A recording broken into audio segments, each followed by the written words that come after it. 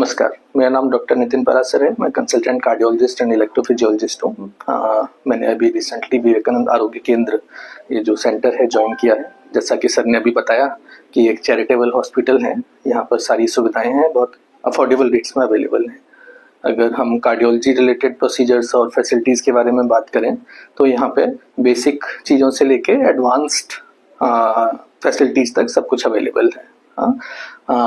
Basic investigations में ECG, echo, TMT, stress echo, Holter, DSE ये वाली फैसिलिटीज़ हैं। अगर पेशेंट को कुछ इन्वेस्टिगेट कराना है कार्डियोलॉजी से रिलेटेड, अगर उसके कुछ सिम्टम्स हैं तो यहाँ पे उनके बहुत ही कम रेट्स पे ये इन्वेस्टिगेशंस किए जाते हैं। और इसके अलावा अगर हम ट्रीटमेंट की बात करें तो यहाँ पे एक बहुत ही एडवांस कैथ लैब इंस्टॉल्ड है। कैथ लैब के अंदर हम हार्ट रिलेटेड इंटरवेंशनल प्रोसीजर्स करते हैं। इंटरवेंशनल प्रोसीजर्स जो कॉमनली किए जाते हैं सच एज एंजियोग्राफी है, एंजियोप्लास्टी जिसे स्टेंटिंग बोलते हैं। ये मरीजों को ज़रूरत पड़ती है जब उनको छाती में दर्द होता है, हार्ट की नसों में ब्लॉकेज का डाउट होता है, तब ये पहले टेस्ट किया जाता है। और अगर क्रिटिकल ब्लॉकेज मिलता है तो उसको ओपन किया जाता है। ओपन करने के लिए उसी टाइम पे यूजुअली स्टेंट डाल दिया जाता है। हार्ट अटैक के केस में ये लाइफ सेविंग प्रोसीजर होता है। हार्ट कहते हैं कि दिल स्वस्थ रहेगा तभी लाइफ अच्छी बेहतर हो पाएगी। तो स्वस्थ दिल रखने के लिए किस तरह की सलाह देंगे आपको? बिल्कुल, हार्ट अगर हेल्दी है तो फिर इंसान भी हेल्दी रहता है। तो इसमें दो चीज़ें हैं। एक तो पहले अगर मरीज को कोई हार्ट रिलेटेड बीमारी नहीं है, ही इज सिम्टम फ्री, तो भी कुछ टेस्ट और इंडिकेटेड होते हैं पता करने के लिए कि मरीज को कोई रिस्क फैक्टर्स हैं या नहीं है। अगर पहले ही हमें रिस्क फैक्टर्स पता चल जाएंगे हार्ट रिलेटेड बीमारियों के और हम उन रिस्क फैक्टर्स को कंट्रोल कर लेंगे तो heart related illnesses, coronary artery disease, heart attack, इनको हम डिले कर सकते हैं या टाल सकते हैं। तो ये रिस्क फैक्टर्स के जो टेस्ट होते हैं, नॉन इन्वेसिव टेस्ट होते हैं, ये टेस्ट कराने से हमें अपना बॉडी का आइडिया लग जाएगा कि हमारे अंदर कोई रिस्क फैक्टर्स हैं या नहीं है, और फिर हम उनको कंट्रोल करके हार्ट रिलेटेड बीमारियों को अवॉइड कर सकते हैं। और जो दूसरी चीज़ आती है वो है कि ऑलरेडी जिन मरीजों को हार्ट की बीमारियां हैं तो उनमें कुछ चीज़ें बहुत इंपॉर्टेंट होती हैं। हार्ट की मेडिसिन टाइमली लेनी होती हैं। कई बार मरीज ये गलती करते हैं, उन्हें लगता है कि हमारा तो प्रोसीजर हो गया, स्टेंट डल गया, अब सब कुछ ठीक है, तो दवाइयाँ वो बंद कर देते हैं। उस केस में उनका फिर आगे नुकसान होने का चांस रहता है, हार्ट अटैक का रिस्क बढ़ जाता है। तो मेडिसिन टाइमली लेनी होती हैं। साथ में जो उनके रिस्क फैक्टर्स हैं उनको भी कंट्रोल करना होता है। रिस्क फैक्टर्स जैसे शुगर की बीमारी, ब्लड प्रेशर की बीमारी, कोलेस्ट्रॉल, ये सब कंट्रोल रखने होते हैं। स्मोकिंग, अगर कोई स्मोकिंग करता है तो स्मोकिंग बंद करनी होती है। पहले कहा जाता था कि जो हार्ट अटैक है वो 50 या 40-35 साल के बाद से होते थे, लेकिन आजकल देखने में आया कि बच्चों में भी हार्ट अटैक की बीमारी आ रही है।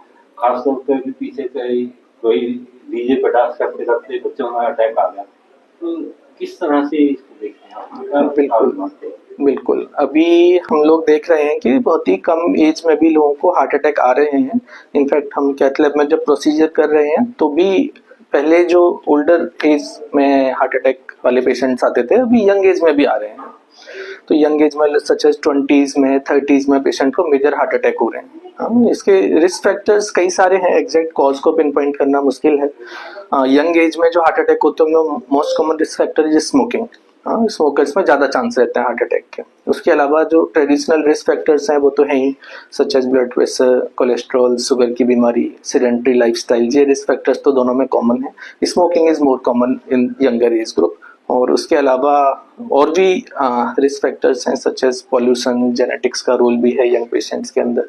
तो इन सब कारणों की वजह से यंग पेशेंट्स में अभी ज़्यादा देखने को मिल रहा है। और उससे ज़्यादा एक और इम्पोर्टेंट चीज़ है, अभी लोगों में थोड़ा अवेयरनेस बढ़ गया है। तो अभी कुछ भी सिम्टम्स होते हैं तो पेशेंट जल्दी इन्वेस्टिगेट करा लेते हैं, तो पता भी ज़्यादा चल जाता है। पहले यंग एज में इतना इन्वेस्टिगेट नहीं होता था, इनफैक्ट ओल्ड एज में भी ज़्यादा इन्वेस्टिगेशन नहीं होते थे, तो पता भी नहीं चलता था। तो अभी क्या है कि अवेयरनेस बढ़ने की वजह से ज़्यादा लोगों में पता चलने लगी हैं बीमारियाँ। तनाव भी इसका एक मुख्य कारण मानते हैं? तनाव भी एक मुख्य कारण, एक रिस्क फैक्टर होता है जो यंग एज में भी कॉमन है, ओल्ड एज में भी कॉमन है। तो तनाव भी है, सेडेंटरी लाइफस्टाइल भी इसका रिस्क फैक्टर है। ज़्यादा एक्सरसाइज नहीं करना, फिजिकली एक्टिव नहीं रहना। आजकल लोगों की लाइफस्टाइल ऐसी हो गई है, ऑफिस में जाते हैं, वहाँ बैठे रहने का काम है, वापस फिर घर आते हैं, घर पर भी बैठे रहना है, सोना है, अगले दिन फिर ऐसे। तो ये रूटीन चलता है, इसको सेडेंटरी लाइफस्टाइल बोलते हैं। इसमें ज़्यादा फिजिकल एक्टिविटी नहीं होती है, तो ये भी रिस्क बढ़ाता है। क्या संदेश देंगे लोगों को कि जो हार्ट अटैक है उसको दूर रखने के लिए वो क्या करें? एक तो सबसे जरूरी जो चीज है, अपना लाइफस्टाइल हेल्दी रखना है, खाने पीने में परहेज करना है, जो रिस्क फैक्टर्स होते हैं उनको कंट्रोल रखना है, स्मोकिंग अवॉइड करना है बिल्कुल ही। रिस्क फैक्टर्स के अंदर डायबिटीज, हाइपरटेंशन, कोलेस्ट्रॉल की बीमारी, ये वाली जो कॉमनली पता चल सकती हैं रूटीन टेस्टिंग से, तो ये अपना टेस्ट करा के देख लेना चाहिए। इससे हमें पता चल सके कि रिस्क फैक्टर्स क्या हैं। अगर हम रिस्क फैक्टर्स कंट्रोल कर लेंगे तो आगे की हार्ट की बीमारियों से हम बच सकते हैं। अगर हम कार्डियोलॉजी रिलेटेड प्रोसीजर्स की बात करें तो यहाँ पे rotary Prem Sagar cardiac cath lab, जो बहुत ही एडवांस कैथ लैब है, वो इंस्टॉल्ड है। इसमें हम इन्वेसिव प्रोसीजर्स, जो हार्ट रिलेटेड प्रोसीजर्स होते हैं, मिनिमली इन्वेसिव, ये प्रोसीजर्स किए जाते हैं। एंजियोग्राफी, एंजियोप्लास्टी, ये बहुत ही कॉमन प्रोसीजर्स हैं। हार्ट अटैक के केसेस में इनको जरूरत पड़ती है। ये हार्ट अटैक के पेशेंट्स के लिए लाइफ सेविंग टाइप के प्रोसीजर्स होते हैं। इसके अलावा जो दूसरे प्रोसीजर्स होते हैं, सच एज पेसमेकर, जिनकी दिल की धड़कन कम होती है तो उनमें पेसमेकर की जरूरत पड़ती है, आईसीडी, सीआरटीडी, ये थोड़े एडवांस प्रोसीजर्स हैं, वो भी इस कैथ लैब में किए जाते हैं। पेसमेकर की अगर हम बात करें तो एक हमने बहुत ही एडवांस प्रोसीजर रिसेंटली किया है, जो था डुअल चैम्बर लीडलेस पेसमेकर। ये प्रोसीजर गुड़गांव में ही तीसरा केस था और all over India 20th case था। तो रेयर प्रोसीजर है, एडवांस प्रोसीजर है। इस प्रोसीजर के जो फायदे थे कंपेयर टू कन्वेंशनल पेसमेकर, वो था कि इसमें इन्फेक्शन का खतरा काफी हद तक कम होता है, इसमें लीड रिलेटेड कॉम्प्लिकेशंस का खतरा कम होता है, पेशेंट के लिए रिकवरी जल्दी हो जाती है। तो ये एक बहुत ही अच्छी सेंटर के लिए एक अचीवमेंट टाइप का प्रोसीजर था। फिर उसके अलावा यहाँ पे ईपीएस और आरएफए, जिन पेशेंट की दिल की धड़कन बढ़ जाती है, PSVT, atrial tachycardia, PVCs, ventricular tachycardia, atrial fibrillation, तो इन पेशेंट्स के लिए ईपीएस और आरएफए की जरूरत पड़ती है, तो वो प्रोसीजर्स भी यहाँ पे किए जाते हैं।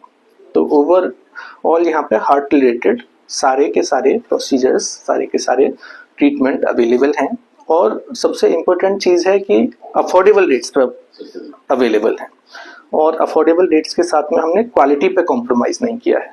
सारे प्रोसीजर्स फुल क्वालिटी के साथ में और अफोर्डेबल रेट्स पे यहाँ पे किए जाते हैं।